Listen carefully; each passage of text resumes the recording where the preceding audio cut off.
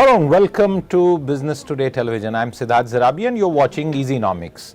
One of the first major meetings of the tenure of the new government in the centre was the 53rd meeting of the GST Council. This is a federal body headed by Union Finance Minister Nirmala Sitharaman and comprises state finance ministers from all over the country, 10 of those being new and recent entrants to that job. And this 53rd GST Council meeting was an occasion where several procedural and compliance oriented decisions were taken, and some of the big ticket reforms that were expected, including clarity on what happens to online gaming companies, are now perhaps likely to be taken up at the next meeting, which is likely scheduled in August. But this was the first meeting of the government. The GST Council is a federal body with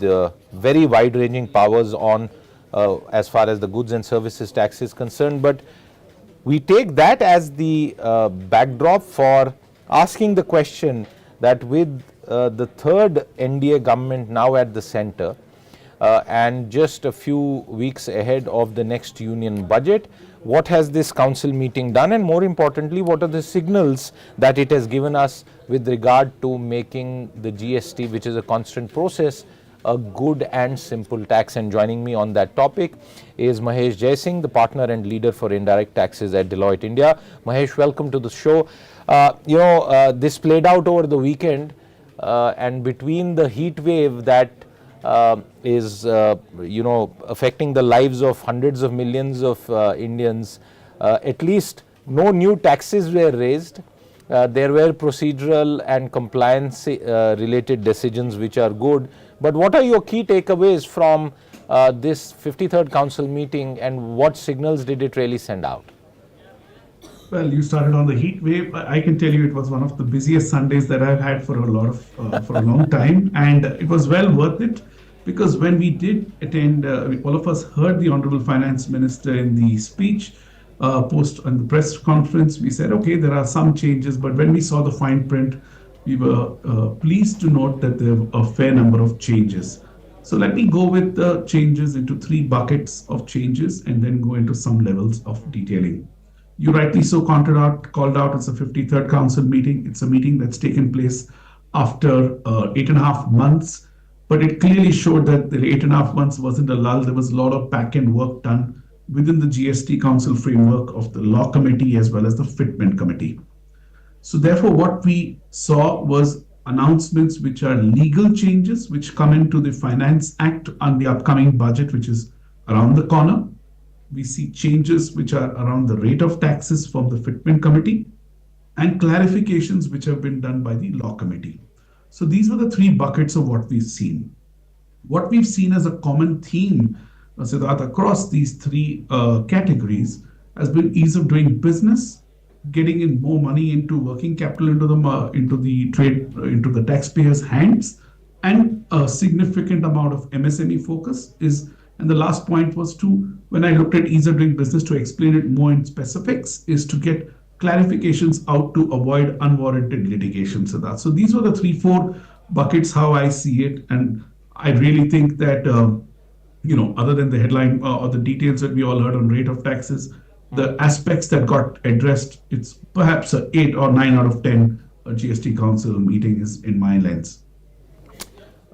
Mahesh, let's also take our viewers through Prime Minister Narendra Modi's tweet earlier today, and this was in response to certain news reports, and you can see that on your screen. Prime Minister Narendra Modi tweeting, "For us, reforms are a means to improve the lives of 140 crore Indians after the introduction of the goods and services tax. Goods for household use have become much cheaper. This has resulted in significant savings for the poor and common man. We are committed to continuing this journey of reforms to transform people's lives." That was the Prime Minister tweeting on this matter. There have been certain changes in tax rates, and I noticed that on the very tweet of the Prime Minister, there were several suggestions from various people from the public, including raising the issue of 18% GST on insurance premiums or 28% on two-wheelers and stuff like that. So Mahesh, what can be expected in terms of some of the big ticket changes, because we have seen Finance Minister Nirmala Sitharaman at the press conference earlier after this meeting also hint that big decisions we would like to be taken for improving the GST further. As far as making this tax and taking care of some of the pain points in terms of higher rates, is there something that can be expected now that there is a new union government in place and several states have seen changes, and therefore perhaps the impetus to further moderate rates could exist? Absolutely. So I'm going to give you a slightly longish answer, but I'll give you the context why. We just did a GST at 7 survey from Deloitte. It's our flagship survey and a third survey in the year in a row. Almost 79% participants asked for a rate rationalization as a top priority area, and three other areas, almost 88% said remove ITC restrictions, focus on working capital relaxations, and export liberalization. But staying focused on the point that you made on the GST rates, it's important to understand the journey on the GST rate. GST rate did start off with 5 slabs. Technically, we still have the 5 slabs, 28, 18, 12, 5, and 0. There are some in between like bullion and others, which I won't get too distracted with. In the first couple of years itself, around 2019, almost 220 items were in 28%. They're down to about 30 items now. So in a way, that rate reduction has happened. Over the last 1 year, we've seen a 15% plus growth of year-on-year taxes and a record high collection of 210,000 crores in the month of April that got recorded and announced as well. In this backdrop, industry is hoping and expecting further rate rationalization, for which one school of thought is just have, other than the 0% rates, have, 2 slabs in the place of 5, 12, and 18, have 2 slabs. The government and the GST Council, which is represented both by the center and the states, had set up a group of ministers, the GOM as we call it, that got constituted with the Karnataka Chief Minister earlier, and thereafter another minister, and now we have the Bihar Deputy Chief Minister who's been appointed as the GOM leader for the rate of tax.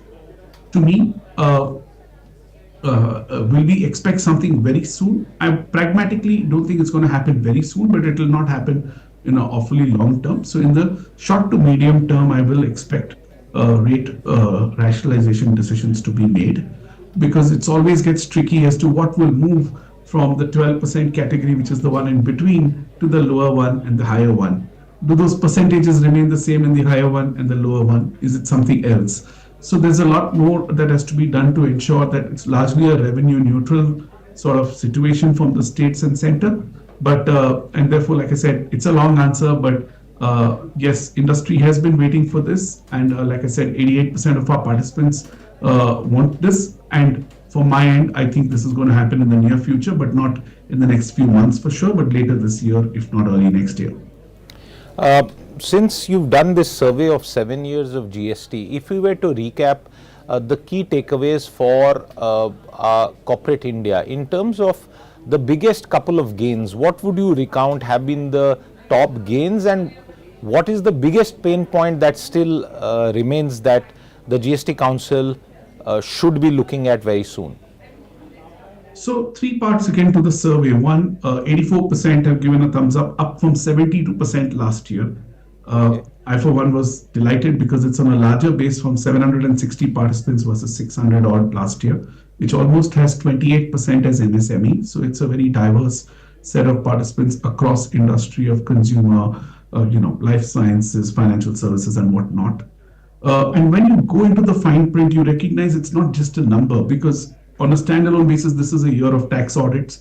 One would have expected that would the percentage perhaps at best be a little more than last year or thing.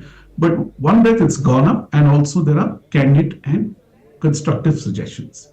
In terms of the 2-3 areas that have done extremely well, which has given the thumbs up, has been that the automation and e-invoicing has traveled a distance, and that's the most positive area that's been called out by the participants. Second area is stakeholder consultation and issuance of circulars. While this may seem a very small aspect, it's actually a very important aspect from a overall DNA and openness of the government to take feedback, work on clarifications. And our survey actually came out last week, and the council meeting was on Saturday. Anybody who would look into the council meeting has clarifications issued around the insurance sector. There was articles about 13,000 crores of demands will stand dropped. Defense sector, railways, e-commerce. So the government and the approach on giving clarifications has never been driven by what's in it on the stakes, but what is the right thing to avoid unwarranted litigation. So these two things, along with what was already a feature in the earlier reports of transparent cost in the supply chain, no cascading effect, has been, the positives. What does industry want? Industry wants three things: streamlining audits and assessment, because this is the year of audit and assessment. Having the finished 7 years, the government and the law has a statute of limitation. So that's why we've seen that increase in audits, and the Honorable Finance Minister talked about the central officers being less than 2% on audits. I won't go into that in great depth, but they just would like more standard operating procedures and sector-specific focus by the tax officers, one set of officers focusing on sector A, B, C, and D. That's a little bit on the procedural side. Some of the asks, like saying reduce the pre-deposit, remove away import of service deeming fiction, have actually come through last Saturday. So I won't go into that in great depth, but that was there in our survey. But two material ones that is an ask of industry is to remove ITC restrictions and to remove the working capital, sort of unlocking of working capital. Let me explain that in simple and layman language. Today, in a VAT system, when I charge tax and when I get a bill from my vendor, I ought to claim credit. No problem, that's a principle. But there are restrictions under a particular section, section 17.5 to be precise, which has immovable property is removed. If anything has got to do with construction, you don't get a credit. If anything has got to do with personal or employees, you don't get a credit, like health insurance, rent a cab, and canteen and whatnot. Now, construction could be of an airport, it could be of a normal building which is on civil, like on a commercial lease, or it could be a warehouse, it could be a hotel. Now look at the airport, warehouse, and the hotel in my example. When they are monetized, there's a GST that's charged, but the input credit is not available. So the survey and the participants are saying, we would like a situation where these restrictions that were grandfathered from the earlier central law, time is ripe to let it go and have a pure VAT kind of a system, Siddharth. Do I expect that coming very soon? Maybe not in the full form, but in some form and shape, whether at least the ITC credit relating to individuals like insurance and others, because employees are the assets of companies, particularly employee-centric companies, and pretty much all for that matter. So that's the first ask. Unlocking working capital credit is a big ask in terms of saying we should be able to, allow central GST credit to move from one state to another without questions asked. We should be allowed to give a carte blanche refund at the end of the year. These are bold reforms, which in a GST 2.0, with the record collections and the government being committing to get positive reforms, I think something may happen there. But what I see quicker happening in the working capital recommendations is addressing certain inverted duty structure and some gaps, as I would call it, particularly which impact companies into Make in India, like say EVs or textile or footwear, where I think that formula amendment can happen, and that will give immense relief to the industry, Siddharth. So those were the points that I made on terms of the forward-looking suggestions and tax reforms around working capital and ITC credits. Did your survey pick up anything from the consumer point of view? And why I say the consumer point of view, Mahesh, even if it's beyond the survey, if you would comment on it, because I'm noticing that after the Prime Minister's tweet, there are various responses. One of those responses says that claims that he is an oil manufacturer and he first pays GST on purchase of oil seeds. then pays GST on transportation of those seats, then pays GST on the manufacturing after selling as it contains profit, then he pays GST on the transportation, and then this tweet seems to question and says in a satirical manner that it has resulted in significant savings for common man. Somebody then tells him that, but you are claiming full credit for the inputs. So this person responds and says, no, 80% needs to be reversed, only 20%. I just use this as an example.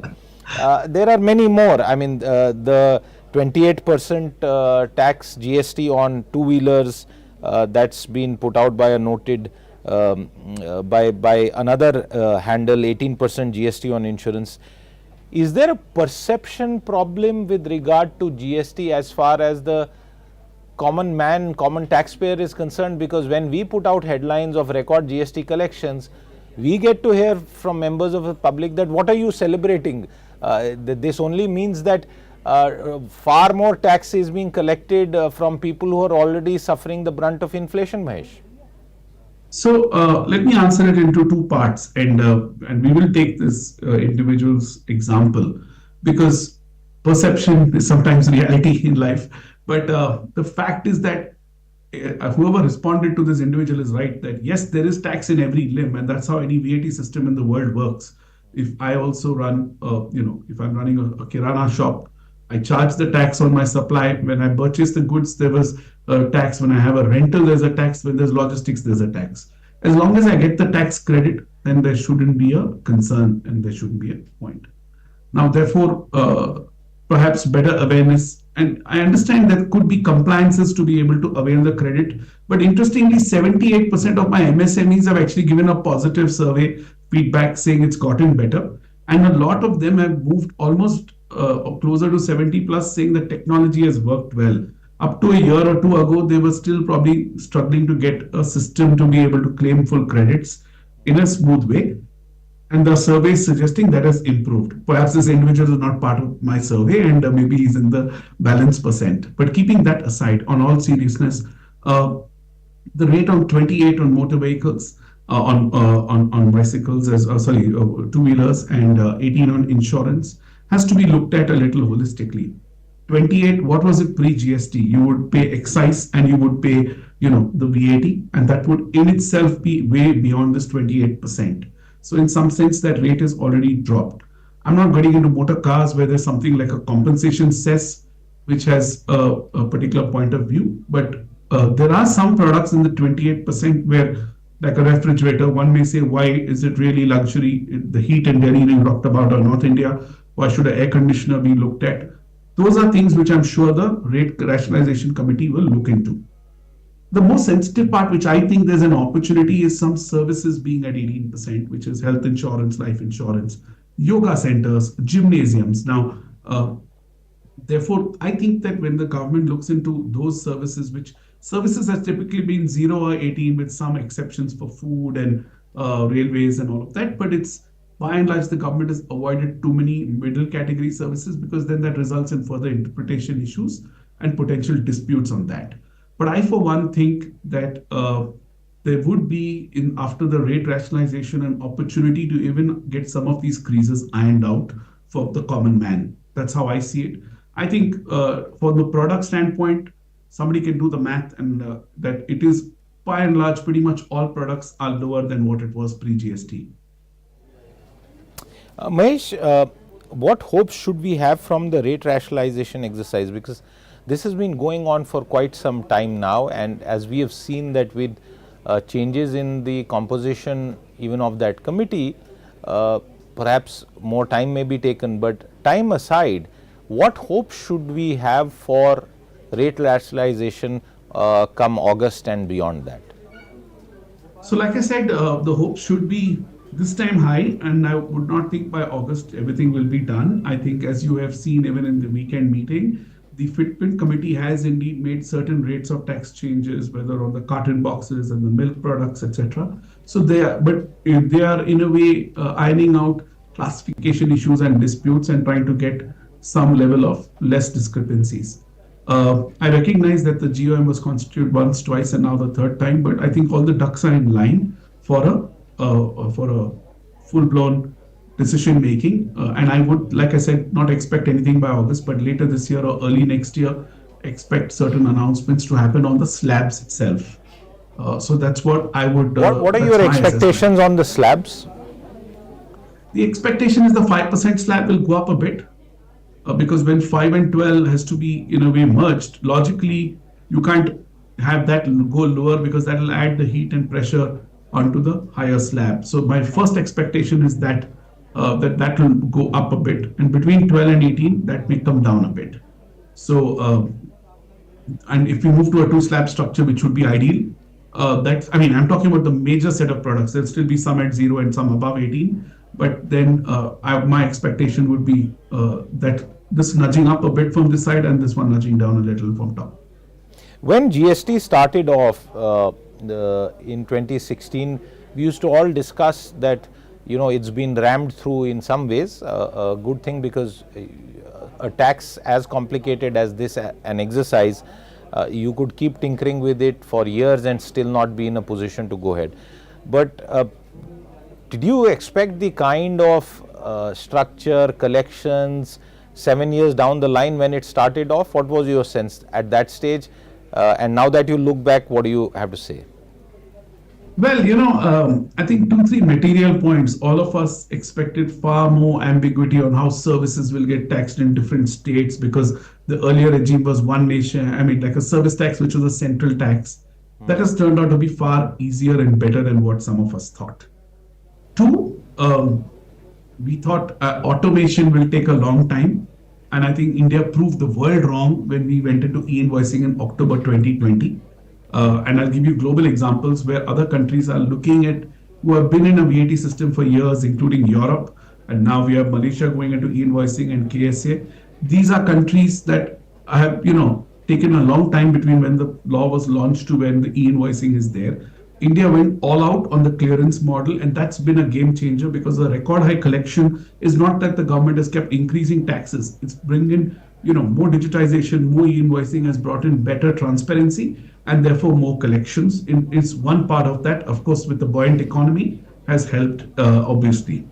Second, and therefore, if you look at countries like Brazil, which I engage with a fair bit, and I'm curious to read more, they also want to move to a GST system. But this GST transition is a staggered one over many, many years.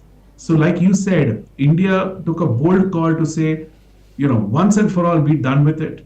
And look at some of the maturity that even the has evolved in the process. Last Saturday or this Saturday, we have an announcement saying for 17, 18, 18, 19, 19, 20, if you have a dispute which didn't have any fraud, misrepresentation, there are 2 sections, 73, 74, you can just pay the tax, don't pay the interest, don't pay the penalty, you're off the hook. And if it was something to do with your input side, you could even claim the credit. So this amnesty scheme, which was one of the top asks of our survey as well, has actually come through in this council meeting. So did I expect 7 years ago that we will have, this conducive stakeholder engagement conversations? Honestly, no, not this much. We thought it'll be there. And that's why that sentiment of a super high positive sentiment, even if you ask people like me who are advisors and in the field, if we were to just objectively talk about it, I think it would be a real thumbs up vis-a-vis what we would have thought 7 years ago. Okay, that's a very good assessment. As I wind down this conversation, a broader point in terms of the nature of collections that we have seen, and the fact that every now and then you end up reporting that there are record collections. What does that mean for things like the compensation cess and the fares of certain states that they are losing in the GST regime, and therefore even the reluctance to move ahead with petrol and diesel inclusion, for example? That's a very complicated topic. It'll take me 30 minutes, but I know we don't have that time today, but let me give you a few answers. The, constitutional amendment, which all states signed up to, had a 5-year period of bankrolling or compensating a year-on-year guarantee, 14% growth in taxes. That 14% growth even during COVID was quantified and honored as per the constitutional arrangement. So no, while there could be niggles on terms of delayed disbursement, which again I'm not saying is right or wrong, by and large nothing got tampered as to what was the going in position to what has finally happened.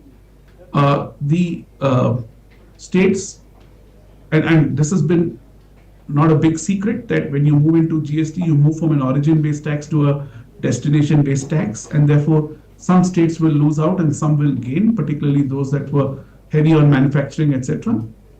But in India, we are such a large and diverse country. It's not that any state is actually very, very low on consumption, other than perhaps one or two. But therefore, on balance, whenever you look at the collections year on year and month on month, Y to Y basis, you will notice even all states have gone up a bit.